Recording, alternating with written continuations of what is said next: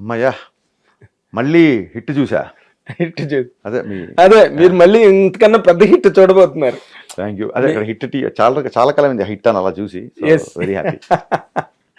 Sentimental గా మీరు చాలా పెద్ద హిట్ కొట్టబోతున్నారు. కాకపోతే నాది ఒక్క చిన్న, ఎప్పుడు ఎవరిని అడిగినా మా డౌట్ లో సందేహాలు తప్పితే అడగడానికి సార్ సందేహాలున్నా సంశయాలున్నా ప్రాసిక్యూషన్ ఉండదు.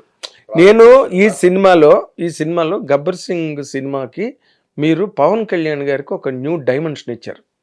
అప్పటి వరకు లేని డైమెన్షన్ అది. అంటే కట్ డైలాగులు కానీ ఆ షార్ప్ మాస్ మేకింగ్ అన్ని ఇన్ ఎవ్రీ పాసిబుల్ యాంగిల్. ఇప్పుడు మళ్ళీ మీరు పవన్ కళ్యాణ్ గారితో కాంబినేషన్లో వస్తున్నారు.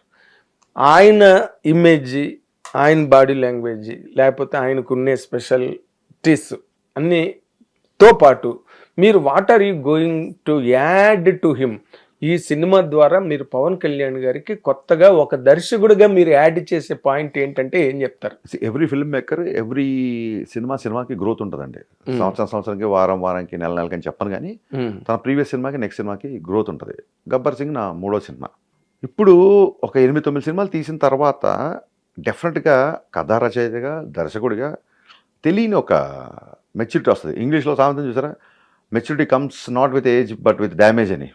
సో చాలాసార్లు అలాంటి డ్యామేజ్లు రకరకాలుగా చూసాం కాబట్టి, నాట్ ఓన్లీ ఇన్ ఫిలిమ్స్, రకరకాల అదర్వైజ్.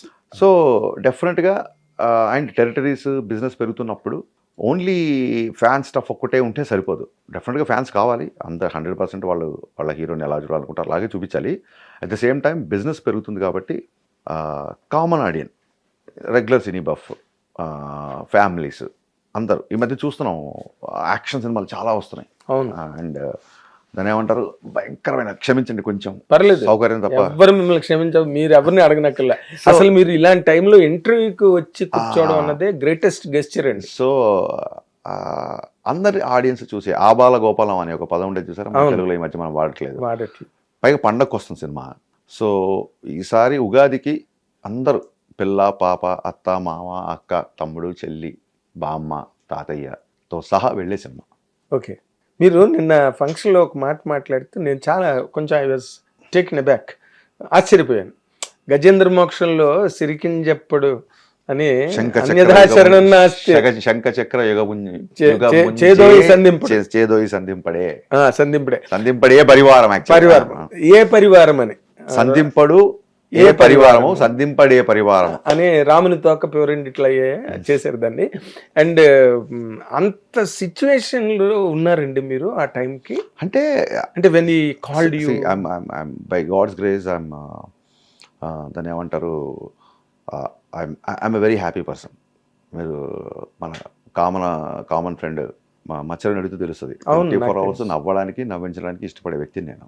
లో అనేది సైకలాజికల్ ఇష్యూ అండి. It's psychological health issue. It's not about దేవుడి దేవుళ్ళు నేను ఫైనాన్షియల్గా బాగున్నాను, నా ఫ్యామిలీ రిలేషన్స్, ఫ్రెండ్స్ అందరితో హ్యాపీగా గడపడము, నాకు నచ్చిన పుస్తకాలు, ఇవి ఒక ఫైన్ దాని ఏమంటారు, ఒక ఫైన్ ట్యూనింగ్ ఉంటుంది కదా క్యారెక్టర్కి. అది ఎక్కడో ఒక రిథమ్ మిస్ అయ్యి నన్ను నేను ప్రాపర్గా వెతుక్కునే ఒక లో, అది అంతే, అంతకుమించి వేరే విషయం ఏం కాదు. అంటే అది బేసిక్గా మీరు అన్నట్టుగా it may not be from films. ఇది ఏముంటుందంటే బాడీకి ఒక మెమరీ ఉంటుందండి, బాడీ మెమరీ. పాండమిక్లో బాగా లోన్లీగా ఉండడంతో అక్కడి నుంచి ఒక ట్రామా లాగా ఒక చిన్న ఒక ఫేజ్, బాడీ కాల్ ఒక బరువైన ఫేజ్, అంతే. బరువైన ఎనీథింగ్ దిస్ షాల్ పాస్ అంటారు చూసారా, ఇంతకంటే ఎక్కువ చూసాను నేను. బట్ రీసెంట్గా అది హిట్ అయ్యేసరికి దాని గురించి మాట్లాడాల్సి వచ్చింది. ఆ తర్వాత మీరు అంటే ఫర్ ఎగ్జాంపుల్ మీరు ఇందాక నేను మొట్టమొదటి క్వశ్చన్కి చిరంజీవి గారు మాట అన్నారు గబ్బర్ సింగ్ ఫంక్షన్లోనే, ఏమని తను ఆడియన్స్కి కావాల్సింది చెయ్యాలి అన్న పాయింట్ ఆఫ్ వ్యూలో చేసిన సినిమా ఇది అనో మాట అన్నారు ఆయన. ఇప్పుడు ఈ సినిమా మళ్ళీ పవన్ కళ్యాణ్ గారు కూడా చాలా హ్యూమరస్గా నిన్న ట్రైలర్లో చూశారు. ఎప్పుడు ట్రైలర్లోనే కాదు ఫంక్షన్లో కూడా సొమ్మగారిని ఆట పట్టించేటట్టు మాట్లాడారు కదా, నేను ఎస్వి రంగారావు, సావిత్రి గారు అని. అలాంటి మూడు ఆయనకి మీరు తీసుకొచ్చినందుకు అసలు మొట్టమొదట మిమ్మల్ని అప్రిషియేట్ చేయాలి సార్.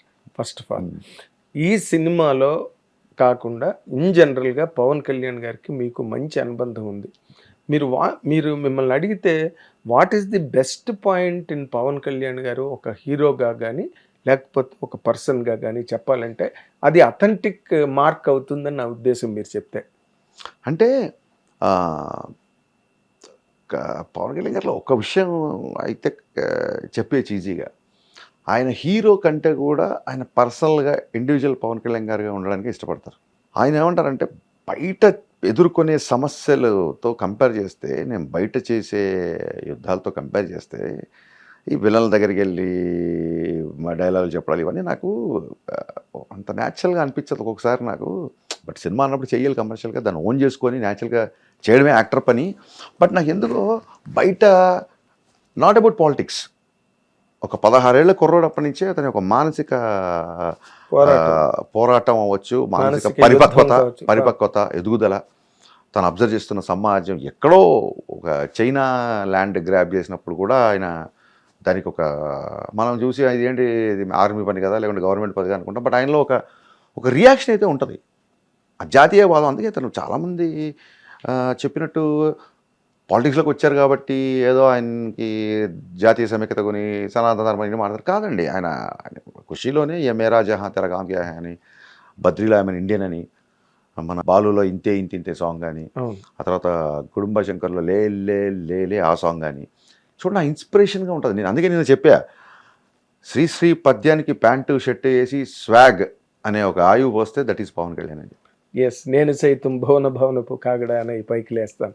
అవన్నీ ఆ మాటలన్నీ చాలా ఇన్స్పైరింగ్గా ఉంటుందండి. అంటే అవతల వ్యక్తిని గౌరవించే పద్ధతి కానీ, లేకపోతే ఒక మాట తీసుకుంటే దాన్ని నిలబడే సిచ్యువేషన్, అంటే ఏదన్నా ఒక మాట ఇస్తే ఇంకా నిలబడడం. అంటే ఈ సినిమా నేను ఫినిష్ చేస్తానని చెప్పి ఫినిష్ చేస్తాను అంతే. ఎస్, యాక్టర్గా బెస్ట్. ఆయన మామూలుగా 5-6 గంటలు పని చేయడంతో స్టార్ట్ చేశారు, కానీ 18-20 గంటలు కూడా పని చేశారు. ఆయనకి ఆ టైము డే నైట్ ఆయన చూసుకునేవాడు కాదు, చాలా కష్టపడి పని చేశారు.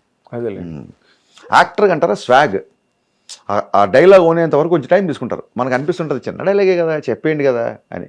ఇప్పుడు ఆ డైలాగ్ ఉంది తెలుగు భాషలో నాకు నచ్చని ఒకే ఒక పదం డ్యాన్స్ అయినా పక్కవాడు వచ్చి డ్యాన్స్ తెలుగు పదం కాదు ఇంగ్లీష్ పదం అనగానే ఇదెప్పుడు మార్చారా, ఇదెప్పుడు మార్చారా చాలా చిన్న డైలాగ్ ఇప్పటివరకు చేశారు. చేసిన తర్వాత ఆయన ఒకసారి చూసుకొని కొంచెం టైం అని చెప్పి ఆ ఇదెప్పుడు మార్చారని చాలా సహజంగా చాలా కలగలి చెప్పడం ఆయన ప్రిపేర్ అవుతారు. సెట్లో కాస్త ఒక టీ తాగో లేకపోతే ఒక 2 నిమిషాలు లేట్ అయినా పర్లేదు, ప్రిపేర్ అవుతారు. అది ఓన్ చేసుకొని కానీ చెప్పరు. ఓన్ అయితే ఇంకా ఎనర్జీ అనేది అన్లీష్ అవుతుంది. ఆ ఓన్ చేసే పరిస్థితి కలుగజేస్తాను నేను. లేకపోతే ఆయన ఊరికే ముగించేద్దాం అని చెప్పినప్పుడు ఈజీగా తెలిసిపోద్ది పవన్ కళ్యాణ్ గారు ఈ షాట్లో కనెక్ట్ అయ్యారా లేదా అని మనకి ఈజీగా తెలిసిపోద్ది. మీకు బాగా తెలుస్తుందేమో అది ఇన్ జనరల్ ఇండివిజువల్, ఎందుకంటే ఆ ట్యూనింగ్ ఉన్నది కాబట్టి మీ దగ్గర కదా. సో నేను ఏదన్నా సార్ కొంచెం ఆఫ్లో ఉన్నట్టున్నారు ఇంకోసారి చేద్దాం అన్నారు. అవునా నీకు అలా అనిపించింది అంటే లేదే some big tension is going అని చెప్తాను నేను అన్నారు. ఒకసారి అడిగేశాను నేను, ఏంటి సార్ ఇందాక టెన్షన్ అన్నారు, చెప్పిన తర్వాత కూడా నేను పట్టించుకోకపోతే నేను మనిషిని కాదు, మీరు టెన్షన్ ఏదో బిగ్ టెన్షన్ అన్నారు చెప్పండి అంటే, అక్కడెక్కడో ఫారెస్ట్లో షూటింగ్ చేస్తుంటే